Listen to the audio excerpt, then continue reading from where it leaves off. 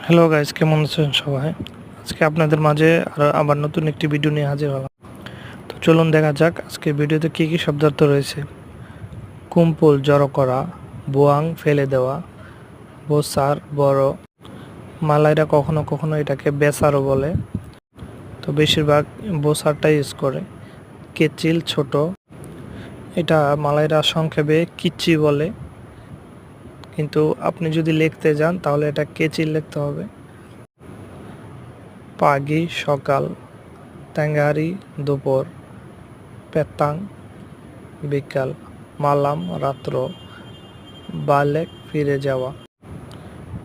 মালাইরা বালেককে সংক্ষেপে বাল্লে বলে, অর্থাৎ এভাবে বলে যে বাল্লে অর্থ ফিরে যাওয়া।